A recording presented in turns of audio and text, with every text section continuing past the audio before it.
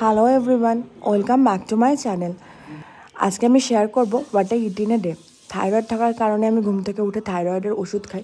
তার আধ ঘন্টা পরে আমি কাপিবার আমলা জুস খাই। আর তার 1 ঘন্টা পরে আমি ব্রেকফাস্ট করি।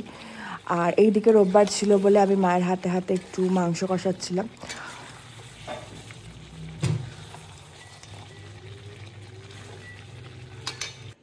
মাংস কষানো হয়ে যাওয়ার পর আমি এদিকে ব্রেকফাস্ট করি। ব্রেকফাস্টে নিয়েছিলাম হচ্ছে চিকেন চাউমিন, আর তার সাথে নিয়েছিলাম মালপোয়া, কারণ তার আগের দিনই হোলি ছিল। আর এইদিকে মাংস কষাতে কষাতে তো আমার মাংস টেস্ট করা হয়নি। মাংস হয়ে যাওয়ার পর আমি একটা মাটন টেস্ট করি।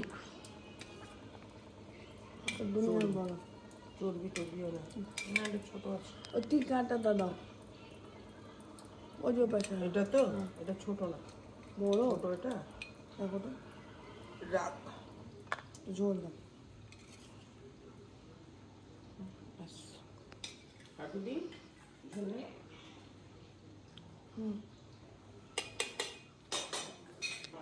তারপরে 2টার দিকে লাঞ্চে বসি। লাঞ্চে ছিল আমাদের পোলাও, মাটন কষা আর আমের চাটনি।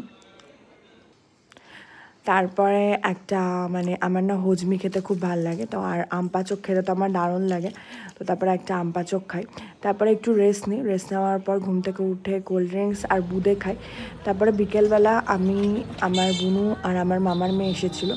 আমরা 3জন মিলে ফুচকা খেতে যাই। আমাদের বাড়ির পাশে বসে কাকুটা ফুচকাটা দারুণ করে।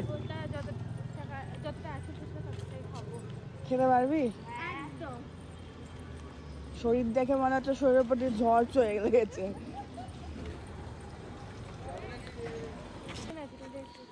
$200 খুচরা হবে? হয়ে যাবে, দাও।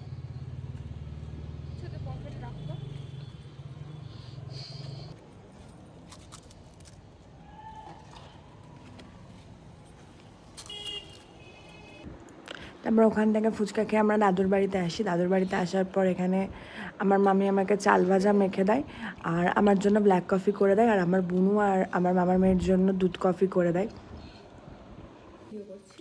আর রাতে ডিনারে ছিল হচ্ছে আলু বিরিয়ানি, মাটন কষা, আর দোকান থেকে একটা গ্রেভি দিয়েছিল, আর কোল্ড ড্রিঙ্কস। আর তারপরে আবার একটা হজমি খাই। যাই হোক, আজকের মতো এখানেই ব্লগটা শেষ করলাম। ভালো লাগলে অবশ্যই লাইক, কমেন্ট, শেয়ার, সাবস্ক্রাইব করবেন। টাটা।